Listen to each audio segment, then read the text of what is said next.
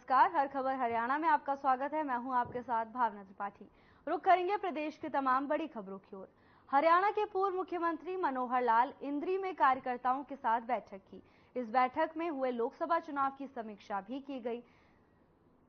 वहीं पर उन्होंने कार्यकर्ताओं में जोश भरते हुए कहा कि जिस प्रकार से उन्होंने लोकसभा में प्रत्येक बूथ पर जाकर के कार्य किया है, इसी प्रकार से आने वाले विधानसभा में भी वो अपने जोश को बरकरार रखते हुए ज्यादा कार्य करेंगे ताकि उन्हें तीसरी बार हरियाणा में बीजेपी की सरकार बने। उन्होंने कहा कि 4 तारीख को मतगणना में स्थिति स्पष्ट हो जाएगी, किस बूथ से बीजेपी को कितनी ज्यादा वोट मिली हैं। उन्होंने कहा कि केंद्र में फिर से एक बार बीजेपी की सरकार बनने जा रही है, जिसमें करनाल लोकसभा का सांसद पहुंचेगा।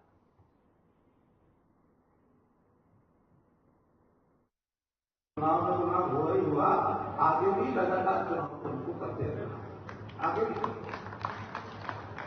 बल्कि हम जानते हैं कि अक्टूबर से पहले कभी भी विधानसभा का चुनाव हो जाए, मैक्सिमम 4 महीने, जून जुलाई अगस्त सितंबर, ये मैक्सिमम 4 महीने, उससे पहले भी हो सकते हैं।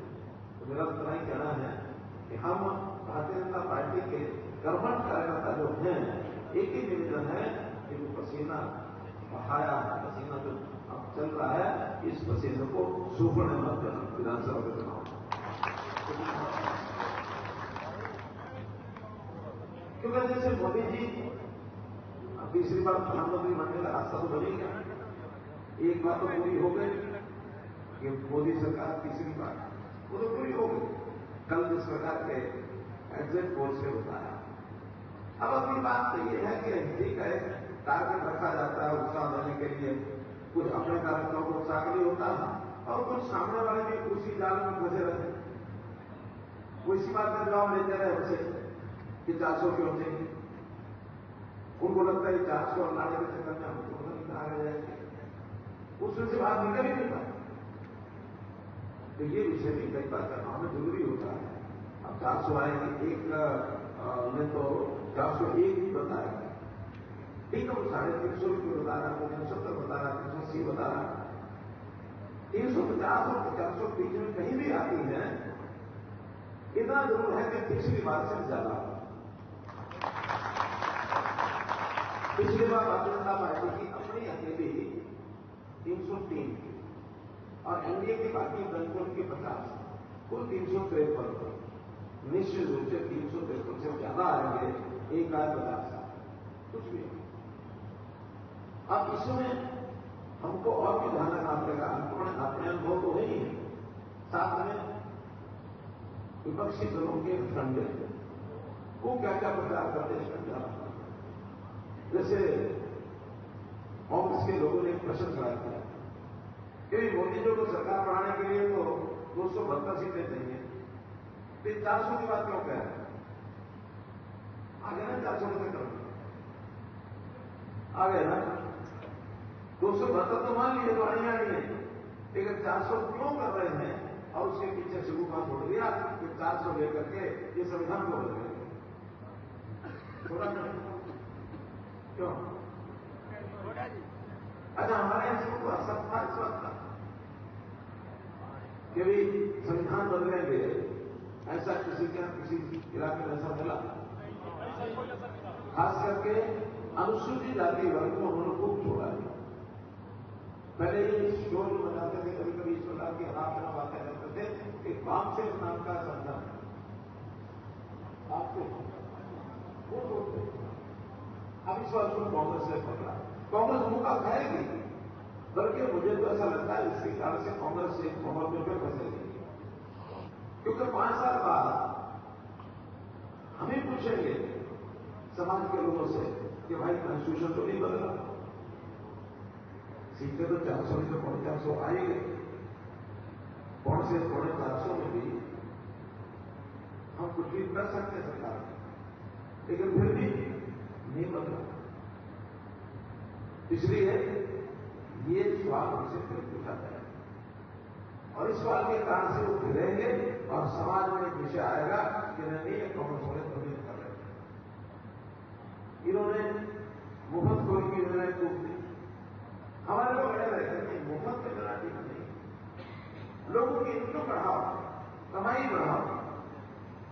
उसके अंदर महिलाओं की कमाई 1 लाख से 2 लाख तक लखपति वृद्धि करके एक घोषणा की मोदी जी ने। महिला के सेल्फ हेल्प ग्रुप के माध्यम से सामान जो बनाओगे हम वो सामान के बिक्री की व्यवस्था कराएंगे। बल्कि करनाल में तो सांझा बाजार नाम से एक बाजार हमने बनवा भी दिया, जिसके 41 कोटा करने लगे। तो कमी होगी, चाहे वो पार्टी के पार्ट पर होगी, सरकार के पार्ट पर होगी या हम सबके पार्ट पर होगी, उसको फिर एक बार कोशिश करते हुए आगे बढ़ेंगे। चुनाव के विश्लेषण कई प्रकार के हो चुके हैं। अभी भी एक कागज हमारे रामपुरा कृष्ण जी दिखा रहे थे कि हर बूथ आंकलन किया कि इस बूथ पर कितने वोट पड़े, सबको पता है, लेकिन इसमें इतने बीजेपी के हैं, इतने कांग्रेस के हैं। ऐसे में जिला अध्यक्षों से पूछा, 2 दिन पहले बैठे थे, आप बताओ विधानसभा के अनुसार क्या अनुमान है। अपनी चुनाव प्रबंधन समिति है प्रदेश की, उनसे पूछा। अब 4 तारीख को इस क्रम की परीक्षा दी है, जिन्होंने आकर बताया। जो बताया है नहीं वो आए हैं, जो आए थे और जो बताए गए हैं उसमें अंतर क्या है। ये विश्लेषण अपने आप को विश्लेषण करने का मौका मिले कि हमारे अंदाज ठीक है कि गलत है। हमने 400 बताया, अगर 410 या 300 निकले तो ठीक है।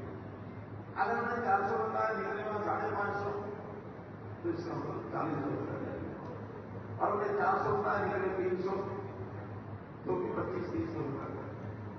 हमें कार्यकर्ताओं को भी काम करने की अनुभव का नया अवसर मिलता है। तो ऐसे सारे अनुमान जो लिए हैं उसमें ये तो निश्चित है कि करनाल सीट इसके माध्यम पर तो लग रही बातें। अलग अलग अनुमान टीवी वाले अलग लगा रहे हैं, सर्वे वाले अलग लगा रहे हैं, कार्यकर्ता वाले अलग लगा रहे हैं। अंतर इतना आ रहा है अनुमान का। किसी एक विधानसभा में देख रहा था जो बहुत कस करके खींच करके कंजूसी से वोटों को दे रहे थे, वो कहते थे 15-16 हजार से जीतेगी विधानसभा। और जो खूब अच्छे विवरण दर से दे रहे थे वो कहते थे 63 हजार से जीतेगी। अब आप 16 हजार का 63 हजार 47 हजार का अंतर है। ये अनुमान नहीं है। चलिए तो कुछ पूछा बाल बनाने के लिए क्या था, नाई के पास बाल कितने समझ आज बनाने की जरूरत नहीं, वो तो आगे नहीं होगा। अब तो 4 तारीख को हम आप जो नाम लगाएंगे उसमें से अनुमान होगा कि क्या होगा।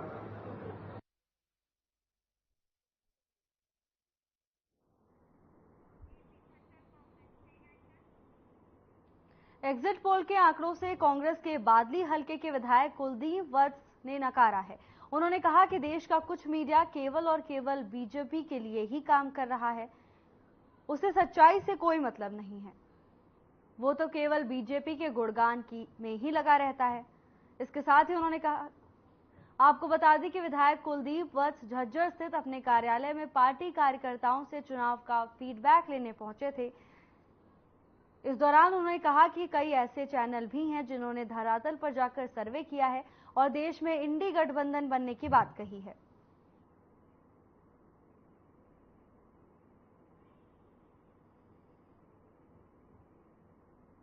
धन्यवाद। एक तो मीडिया के साथ में देखिए, पहली बात जो आज देश का कहते थे तीसरा स्तंभ मीडिया को बोला जाता था, पर मैं इससे बड़ा कोई खुली बात इस मन से बात करना चाहता हूँ कि जो मुझे नहीं पता कि जो मीडिया का काम बीजेपी के लोगों को काम आज मीडिया कर रही है।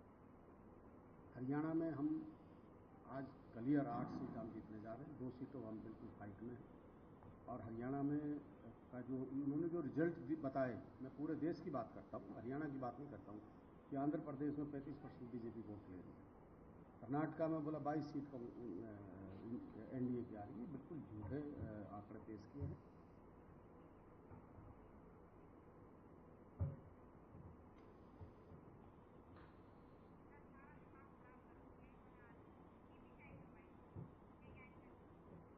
चरखे दादरी डीसी मनदीप कौर और एसपी पूजा वशिष्ठ ने प्रेस वार्ता की। इस दौरान डीसी मनदीप कौर और एसपी पूजा वशिष्ठ ने मतगणना की तैयारियों को लेकर विस्तार से जानकारी दी और कहा कि 4 जून को होने वाली मतगणना के लिए जिला प्रशासन की सभी तैयारियां पूरी कर ली गई हैं। बाढ़ड़ा विधानसभा के 239 बूथ हैं और दादरी विधानसभा में 243 बूथ हैं।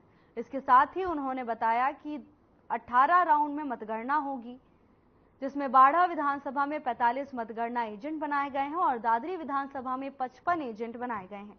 वहीं मतगणना केंद्र में किसी भी अनाधिकृत व्यक्ति का प्रवेश निषेध है।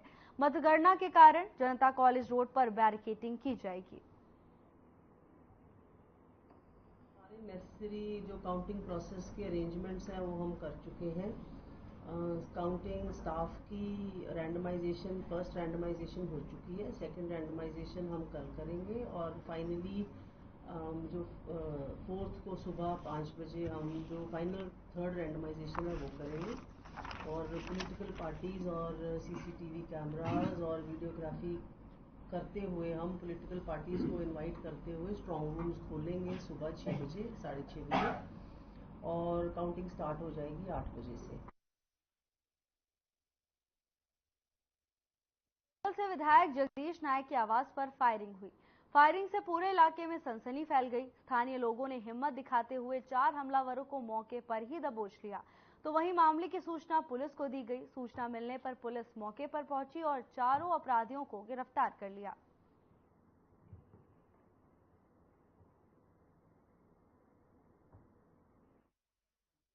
कार्यालय पर छोटी मोटी घटना घटी थी तो शरारती तत्व आके कार्यालय पर गाली गलौज करने लगे और पीछे से मेरे स्टाफ के लोगों ने उनको टोका टकी की तो मुझे बताया कि उन्होंने गोली भी चलाई, जो बच गए लोग।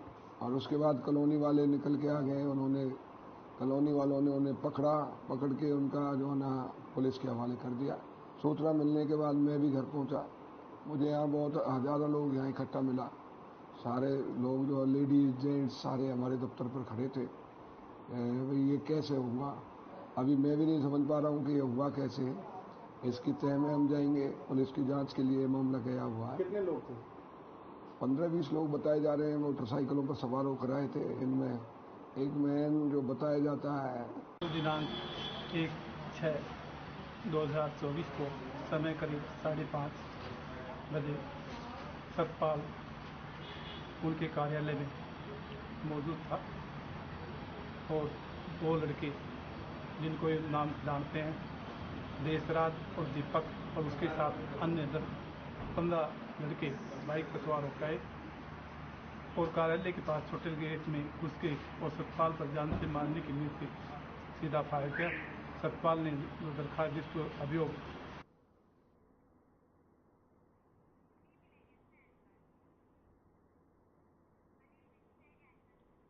प्रधानमंत्री नरेंद्र मोदी की साधना को लेकर सियासी प्रतिक्रियाओं का दौर जारी है। कांग्रेस के राष्ट्रीय अध्यक्ष मल्लिकार्जुन खड़गे ने कहा कि ये नाटक क्यों। साथ ही उन्होंने कहा कि इस पर हरियाणा के पूर्व गृह मंत्री अनिल विज ने पलटवार किया है। संविधान सबको अलग अलग तरीके से साधना की इजाजत देता है, लेकिन 2 तरह के लोग हैं। एक तरह के लोग क्लब में जाते हैं, मदिरा पीते हैं, मांस खाते हैं और दूसरे सात्विक होते हैं, इसलिए उन्होंने ये जानकारी नहीं है।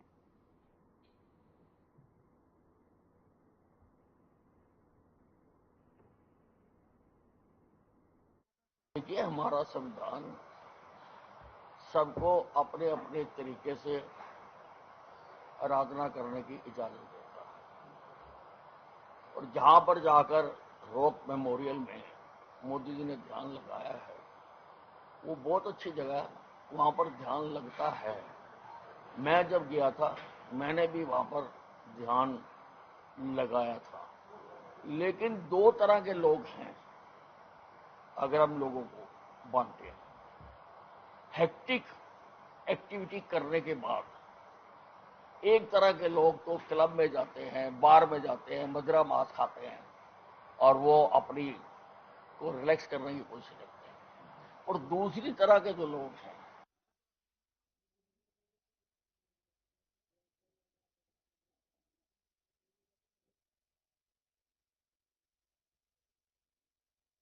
सोनीपत लोकसभा क्षेत्र से कांग्रेस प्रत्याशी सतपाल ब्रह्मचारी का बयान सामने आया है। उन्होंने कहा कि हरियाणा में लोकसभा मतगणना के बाद कुछ महीनों बाद होने वाले विधानसभा चुनाव में कांग्रेस जीत हासिल करेगी और हरियाणा से बदमाशों का खात्मा करेगी। इसके साथ ही उन्होंने कहा कि कमजोर शासक होने की वजह से बदमाश गोलियां चलाकर फरार हो जाते हैं, प्रशासन उनको गिरफ्तार तक नहीं कर पाता है। हुड्डा सरकार के दौरान बदमाश खौफ में थे और हरियाणा छोड़कर गायब थे। इस दौरान उन्होंने कहा कि हरियाणा अब बेरोजगारी में नंबर 1 है। हुड्डा के शासनकाल में हरियाणा रोजगार देने में खेल खिलाड़ियों में नंबर 1 था।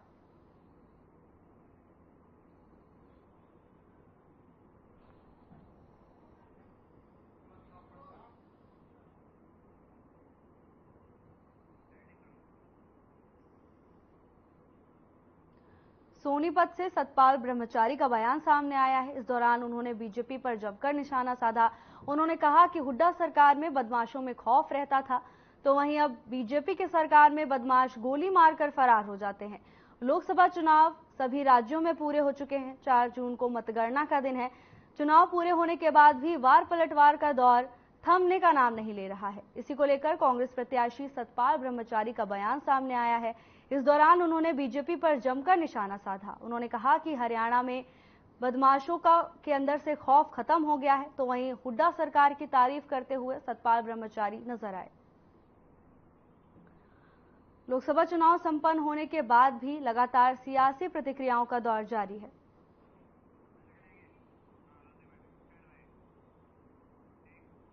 बीजेपी प्रदेश चुनाव प्रबंधन समिति की बैठक रोहतक प्रदेश कार्यालय मंगल कमल में शुरू हुई। प्रदेश चुनाव प्रबंधन समिति के संयोजक राज्यसभा सांसद सुभाष बराला की अध्यक्षता में बैठक की गई। बैठक में संगठन महामंत्री फनींद्र नाथ शर्मा, प्रदेश उपाध्यक्ष विपुल गोयल, प्रदेश महामंत्री सुरेंद्र पूनिया जी के साथ जीएल शर्मा भी उपस्थित रहे।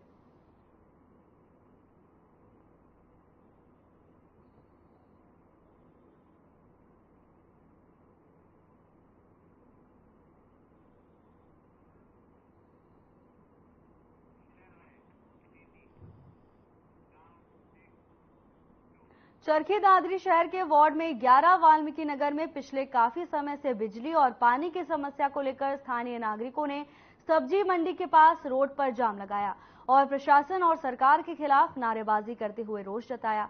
स्थानीय नागरिकों ने बताया कि पिछले काफी समय से वाल्मीकि नगर में बिजली और पानी की समस्या गंभीर रूप से बनी हुई है। गर्मी के मौसम में लोगों का जीना मुहाल हो गया है। वाल्मीकि नगर में ना बिजली समय पर आती है और ना ही पीने के लिए पानी उपलब्ध होता है। स्थानीय नागरिकों ने बताया कि कई बार संबंधित अधिकारियों को समस्या से अवगत कराया गया, लेकिन कोई समाधान नहीं हुआ।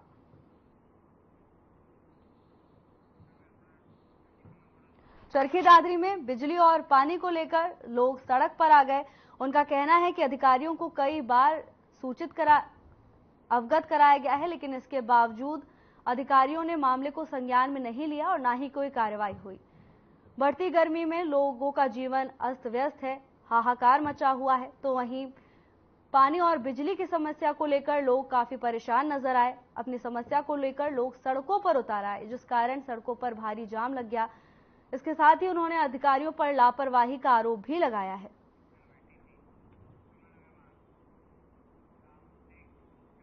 यमुनानगर के छछरौली थाने में सैकड़ों की संख्या में मुस्लिम समाज के लोग एकजुट हुए। मुस्लिम समाज के लोगों की मांग है कि जिस युवक ने कुरान की आयत की बेअदबी की है, उस पर पुलिस सख्त कार्रवाई कर उसे गिरफ्तार करे। मुस्लिम समाज का कहना है कि युवक ने सोशल मीडिया पर एक पोस्ट डालकर कुरान की बेअदबी की। शरारती युवक उत्तराखंड के गंगनगर का रहने वाला है। फिलहाल पुलिस पूरे मामले की जांच में जुट गई है।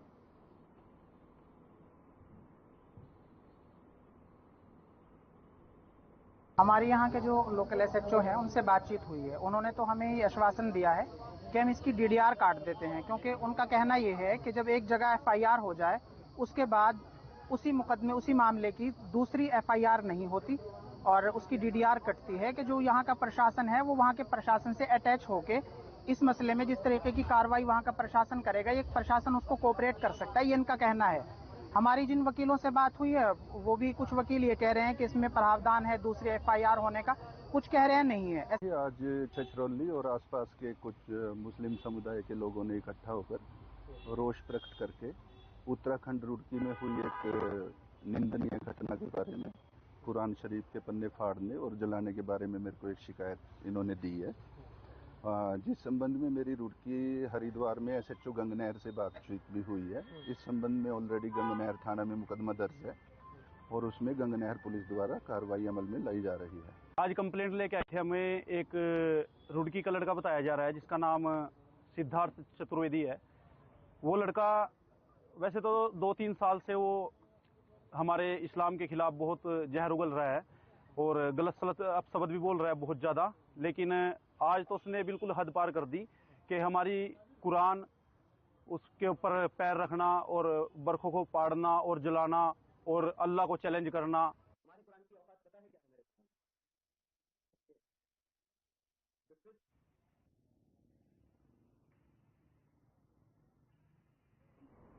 सोनीपत के नैना तेतारपुर में एक व्यक्ति की पीट कर हत्या कर दी गई। आपको बता दें कि सिर में गंभीर चोटें लगने से व्यक्ति की मौत हो गई। गांव के सरपंच ने बताया कि मृतक गांव में 2007 से नंबरदार के पद पर तैनात था। गांव के कुछ लोगों के साथ इनका विवाद हो गया। पुलिस ने शव को कब्जे में लेकर पोस्टमार्टम के लिए सिविल अस्पताल में भिजवा दिया है। फिलहाल 8 व्यक्तियों के नाम इस वारदात में शामिल हैं। पुलिस ने 4 युवकों को हिरासत में लेकर पूछताछ में जुट गई है।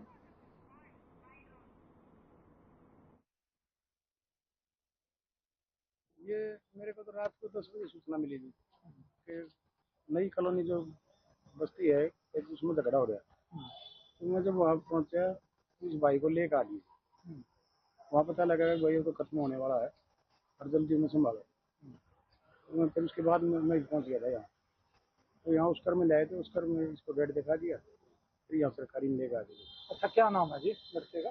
सुभाष नंबरदार था डॉक्टर का। नंबरदार था? नंबरदार। आयु कितनी थी? 40-42 साल। अच्छा, किसके साथ झगड़ा हो गया, क्या बात हो गई? पड़ोस में है जी, 3-4 मकान उस गली में।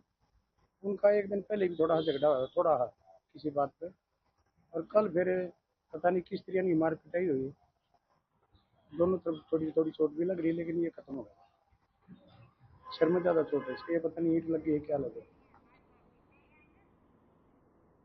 हरियाणा के मुख्यमंत्री नायब सैनी ने कार्यकर्ताओं के साथ बैठक की। इस दौरान उन्होंने कई अहम मुद्दों पर चर्चा की। बता दें कि रावर रोड के नजदीक अनमोल गार्डन करनाल में सीएम सैनी ने विधानसभा कार्यकर्ताओं की संगठनात्मक बैठक ली, जिसमें कार्यकर्ताओं के साथ कई अहम मुद्दों पर चर्चा की गई।